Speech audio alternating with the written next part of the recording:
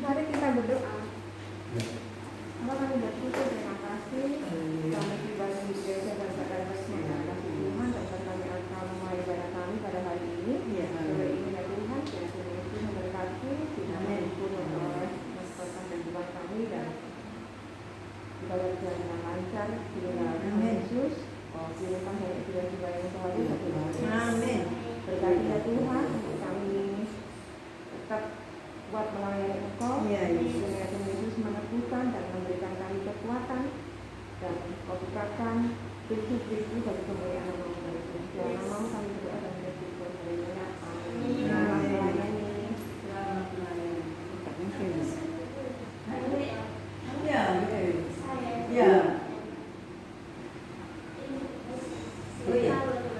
Udah apa?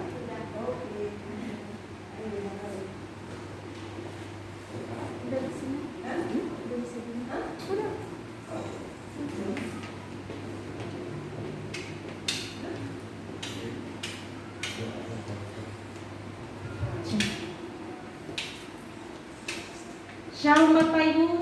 Shalom. Baik, sebelum kita masuk dalam hadirat Tuhan, kita saat teduh sejenak. Bapak hamba syukur pada sore hari ini kembali kami mengucap syukur di hadapan-Mu ya Tuhan, di mana Tuhan telah menolong kami dari pagi sehingga sore hari ini Tuhan kami bisa berkumpul kembali di tempat ini. Ya Tuhan, kami minta tuntunan Roh Kudus-Mu hadir di tempat ini ya Tuhan. Segala kuasa-kuasa yang tidak berasal dari Tuhan kami telah hancurkan di dalam nama Yesus, sehingga ibadah ini Tuhan dari awal pertengahan hingga kami akhiri dapat terlancarkan Tuhan. Terima kasih Tuhan. Haleluya. Amin. Mari kita menaikkan pujian kita. Bapa ku datang. Bapa-Ku datang padamu, naikkan ucapan syukur atas kasih anugerah-Mu yang indah setiap hari. Pagi hari, siang hari, sore dan malam hari, tak hentinya mengucap syukur atas kebaikan-Mu. Kita ulang lagu ini dari awal lebih sungguh-sungguh. Bapa-Ku datang padamu, naikkan ucapan syukur atas kasih anugerah-Mu yang indah setiap hari.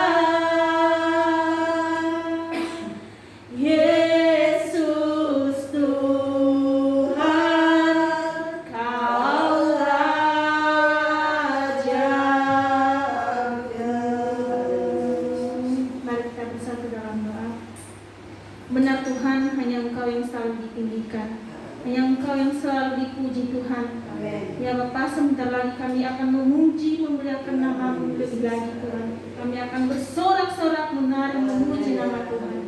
Terpuji Engkau Tuhan, haleluya. Amin. Masih siap memuji Tuhan Bapak Ibu? Oleh sebab itu mari kita bangkit berdiri. Baik, mari kita menyanyikan hari ini kurasa bahagia. 1, 2, 3. Hari ini kurasa bahagia, berkumpul bersama saudara seiman. Tuhan Yesus telah satukan kita tanpa memandang di antara kita, bergandengan tangan dalam kasih, dalam satu hati, berjalan dalam terang kasih Tuhan. Kau saudaraku, kau saudaraku, tiada yang dapat memisahkan kita. Oh, kau saudaraku, tiada yang dapat memisahkan kita. Sekali lagi katakan, hari ini kurasa bahagia, berkumpul bersama saudara seiman. Tuhan Yesus, Tuhan Yesus telah satukan kita tanpa memandang di antara kita, bergandengan tangan dalam kasih, dalam satu hati, berjalan dalam terang kasih Tuhan. Kau sahabatku, kau saudaraku, tiada yang dapat memisahkan kita. Oh, kau sahabatku, kau saudaraku, tiada yang dapat memisahkan kita. Persilahkan duduk kembali. Baik, sekarang kita masuk dalam mendengarkan kebenaran firman Tuhan. Sebelum kita mendengarkan firman Tuhan, mari kita naikkan pujian yang mengatakan firman-Mu berita bagi kakiku. Firman-Mu berita bagi kakiku, terang bagi jalanku. Firman-Mu, firman-Mu berita bagi kakiku, terang bagi jalanku.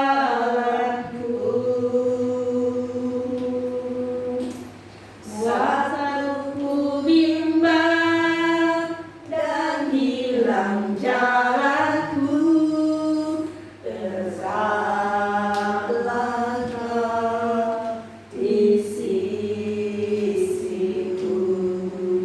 dan takkan ku takut asal Kau bersertaku, bersertaku selamanya. Oh,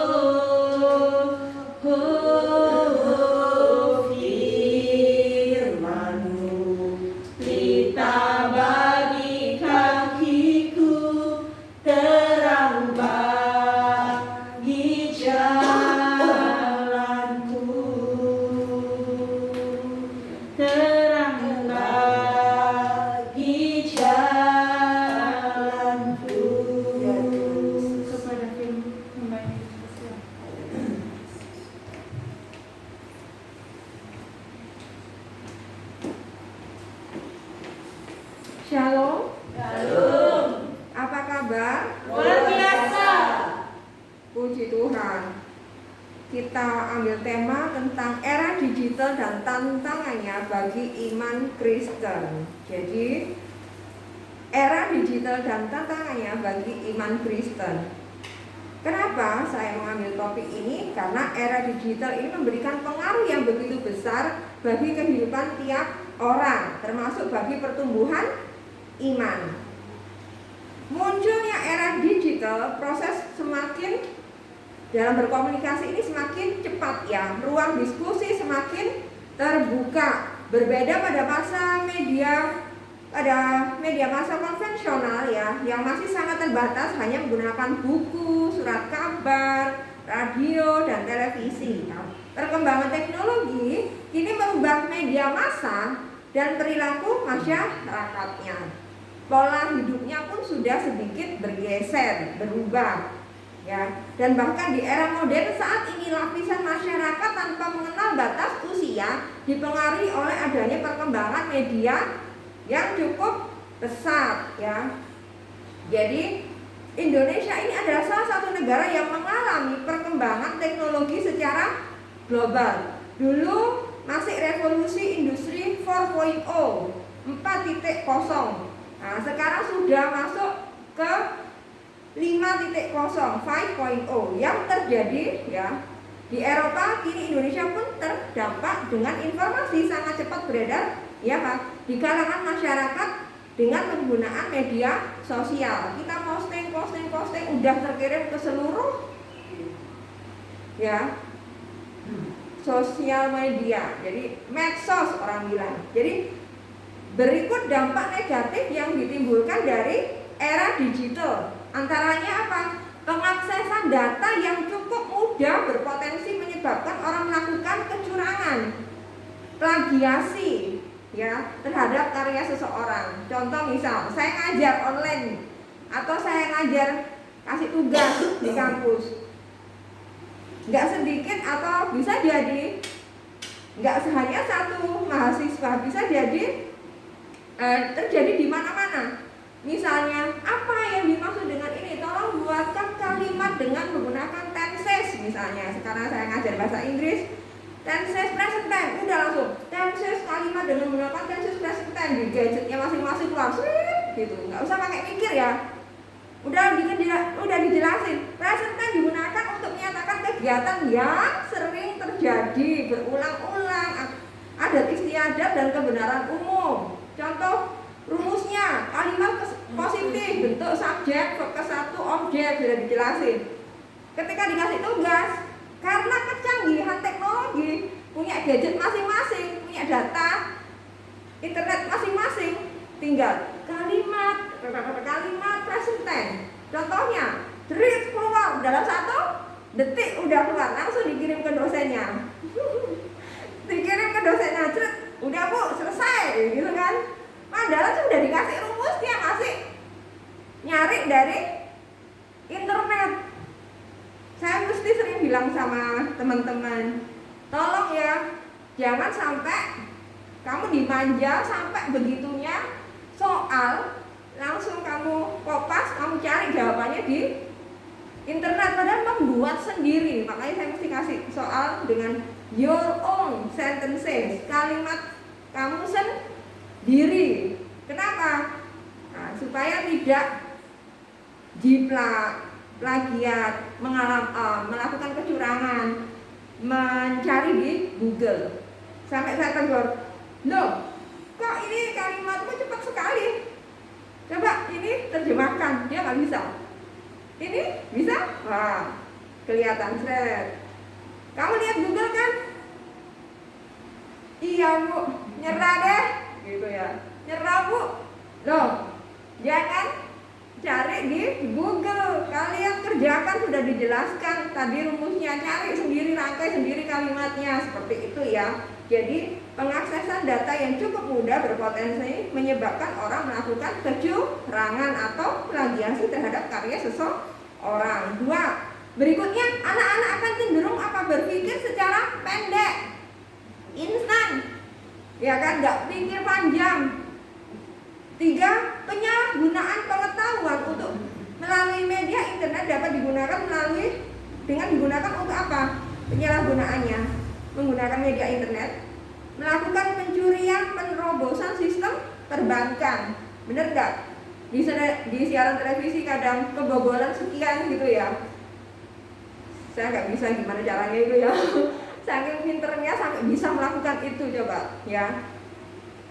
Dan berikutnya yaitu penggunaan teknologi informasi tidak dipergunakan secara efektif sebagai media belajar, tetapi digunakan untuk apa? Mengakses konten-konten yang dapat apa? Merusak moralitas seseorang. Kalau seseorang dengan menggunakan kecanggihan teknologi mengakses konten-konten yang dapat merusak moralitas seseorang, satu orang, dua orang, sekian orang, jadilah menjadi apa? Komunitas yang banyak beberapa kumpulan orang yang akan apa? Terkontaminasi dengan otaknya sudah apa? Terjangkit virus apa? Konten-konten porno, melihat orang pun sudah beda versinya. Orang itu sudah berbaju baik, tapi dia sudah lihatnya sudah aneh-aneh gitu ya. Karena apa? Karena sudah kecanduan bisa menyebabkan apa? Hal demikian. Nah, dampak negatif dari era digital tentu akan mempengaruhi apa? Pertumbuhan iman Kristen khususnya bagi para muda-mudi. Jadi kalau mempengaruhi pertumbuhan iman Kristen, otomatis kalau pertumbuhan imannya itu terganggu, otomatis perilakunya pun juga terganggu, sedikit menyimpang ya. Pertumbuhan iman Kristen adalah apa? Hal-hal keadaan yang hidup dan berkembang dalam kepercayaan kepada Tuhan serta menantikan panggilannya, dan apa yang menjadi bukti dari kepercayaannya itu ialah apa? Ketika dapat menghasilkan buah. Ya, jadi apa itu pertumbuhan iman Kristen? Bukti dari kepercayaannya ketika ia dapat menghasilkan buah. Nah, menurut kesimpulan saya, keadaan iman yang tidak bertumbuh menjadi dewasa dan berbuah akan membuat mereka hidup dalam ketidakbahagiaan, cemas, risau, khawatir, dan bisa jadi curiga atau buruk sangka pada orang lain, cenderung mempersalahkan keadaan jika mengalami kegagalan. Nah, ini terjadi karena apa? Kehilangan prinsip iman. Alkitab mengatakan, baiklah orang bijak mendengar dan menambah ilmu, dan baiklah orang yang berpengertian memperoleh bahan pertimbangan. Amsal 1 ayat 5. Dari ayat ini Allah menghendaki kita manusia untuk terus mengembangkan diri, menambah ilmu dan pengertian, termasuk juga kemajuan iptek. Apa itu iptek? Ilmu pengetahuan dan teknologi. Tentunya harus didasarkan pada iman Kristen. Apa itu? Yaitu takut akan Tuhan. Iman Kristen berperan sebagai apa? Penyaring, filter ya. Mana yang baik, mana yang buruk dalam perkembangan teknologi. Nah, kemajuan iptek ini harus lebih membuat kita itu untuk lebih mendekatkan diri dengan Tuhan. Keluaran 35 ayat 30 hingga 36 mencatat bahwa Allah menunjuk orang-orang yang telah dipilihnya untuk membuat segala keperluan untuk membangun bait Allah. Kemudian Allah memperlengkapi mereka dengan segala keahlian, pengertian dan pengetahuan dalam segala pekerjaan, segala keperluan untuk membuat segala rancangan tentang bait Allah. Allah memberikan rohnya untuk membuat mereka mampu menyelesaikan pembangunan bait Allah seperti yang difirmankannya pada ayat 31. Melalui ayat tersebut kita tahu bahwa sumber segala pengetahuan dan keahlian adalah Allah, dan semua itu dipakai untuk melakukan kehendaknya. Dan Allah tidak pernah melarang menggunakan iptek ya.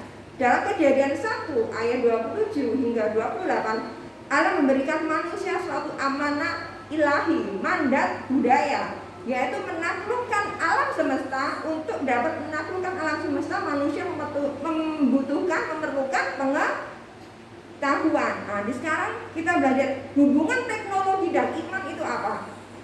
Ibrani 13 ayat 8 menyatakan bahwa kuasa Yesus tidak pernah berubah, baik kemarin, hari ini maupun selama-lamanya.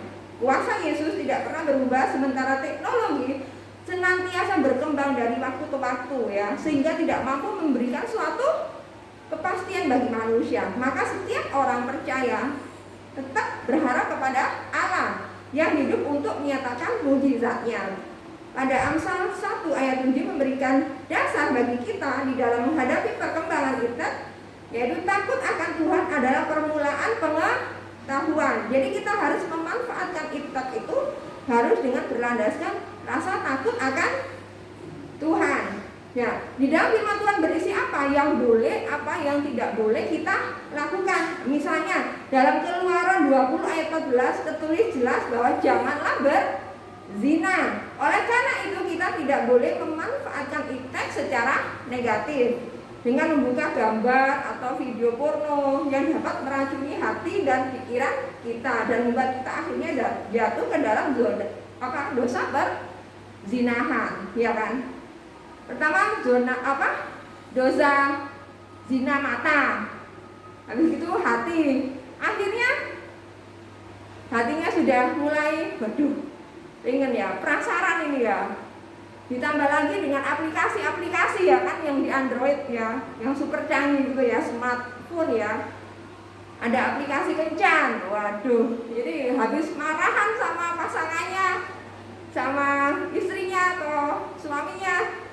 Ya akhirnya capek sudah, rumah tangga sudah lama ribut terus, cari yang lain. Waduh, ini handphone sudah canggih ya, jadi langsung dapet tik, udah ketemu, ya silumannya kuntilanaknya sudah banyak dan yang bercongol di handphone ya.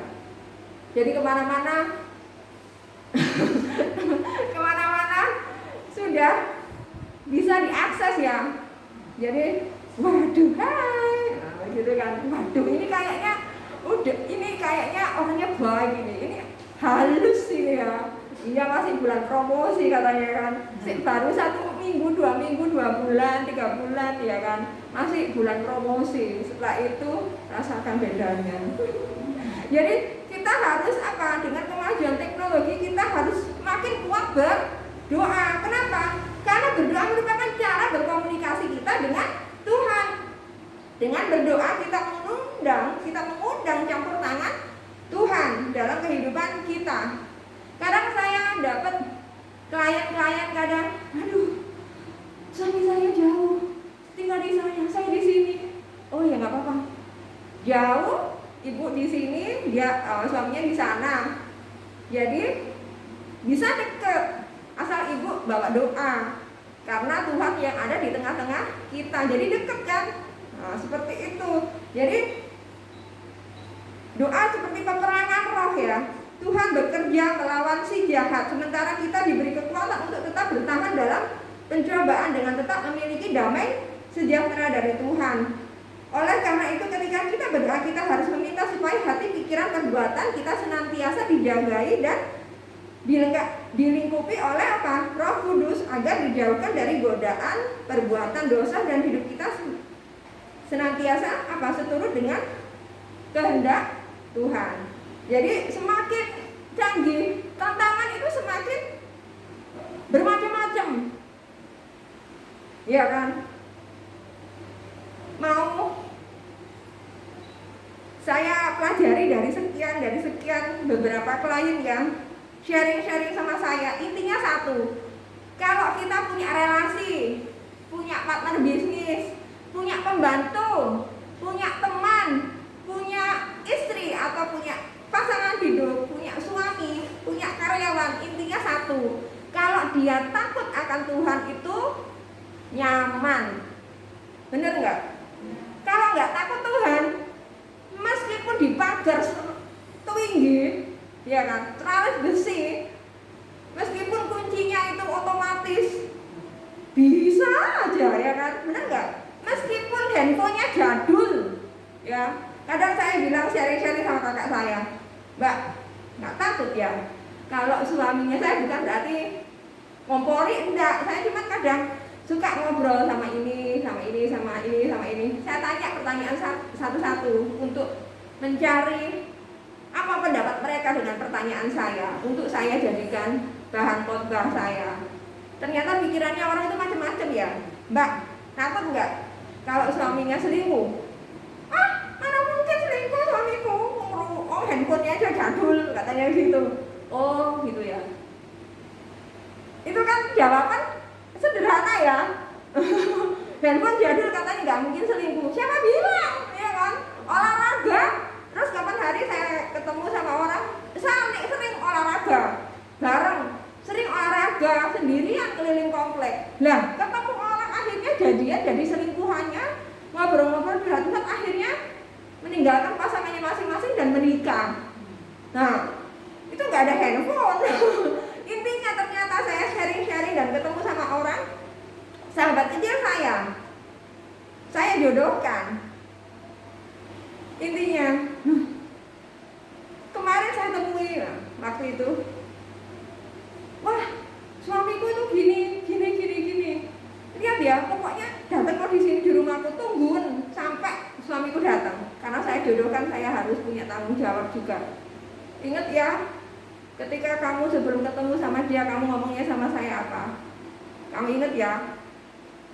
Jangan sampai orang muka saya di keluarganya karena dia sahabat kecil saya. Saya bilang gitu. Kalau sampai anakmu, anakmu, istrimu lari ke saya nangis-nangis gara-gara ulah kamu, saya nggak bisa diam.